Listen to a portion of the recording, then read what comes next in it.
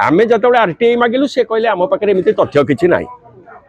ताले आमे केमिति विश्वास करिवु बिरजा मां को पारे नारे गोटे प्रकल्प चली बोली से चिठी नंबर दियंतु तथ्य दियंतु कौन से कड़ा कि गोरा कि कौन श्यामल कि कौन आमे जानबू से जिनसटा कौन केमिति बिना चिठी रे बिना नोटिफिकेशन रे आकु विश्वास किए करिवो ये कोन भाषणबाजी रे सरकार चलिवो तेबे बिरजा डेवलपमेंट अथॉरिटी कि बिरजा मांकर जो परिकल्पना करूचंती वर्तमान तार प्रोजेक्ट से प्रोजेक्ट टाकू आकु नेबे ये भली धरण चिठी काई आमे तो जिलापाल के सब प्रश्न कलु आज्ञा देखंतु मुख्यमंत्री जो प्रसंग कथा कहले माँ बिरजा परिक्रमा डेवलपमेंट हम कि अन्य कौन गोटे आकु किए आकु ये करिवो से तो मुख्यमंत्री घोषणा कले शुणु मुख्यमंत्री घोषणा कले मु कहि परिबिने से एते बड़ पद लोक तेबे आमे तो जिला प्रशासन को चिट्ठी करिबु मागिबु ना स्पष्टीकरण कि आरटीआई मागिबु देखंतु मुख्यमंत्री चिट्ठी आपन को पाखरे कौन अछि आपण जदि टिके दया करी देखाई दियंते जे वर्तमान माने कानून रो चिठीटा ताले आमे भी मध्य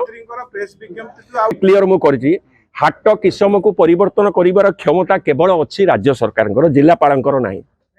जिला प्रशासन नाही तांकर कोड अधिकार आसिला चाषींकर जमी को दे देबा पई से माने तांकर डेवलपमेंट करिवे ता लालन पालन करिवे किंतु से कोठी से संपत्ति को बिक्री कर देबे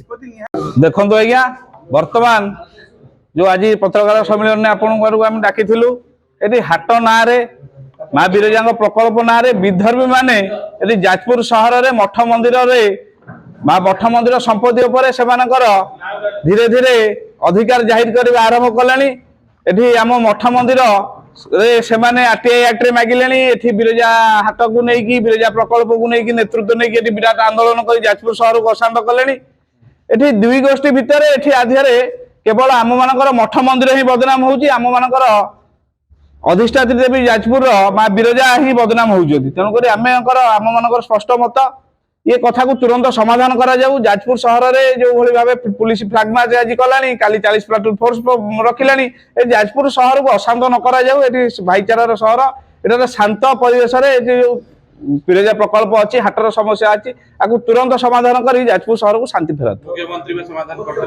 मुख्यमंत्री बिरजा प्रकल्पर समाधान कर बिरजा प्रकल्पर त्वरान्वित करने मुख्यमंत्री धन्यवाद दूसरी कि हाट को नहीं जो नाट नागी तुरंत समाधान कर आम जाजपुर अंचल आम जाजपुर सहर को भाईचारा फेरातु और शांति फेरातु।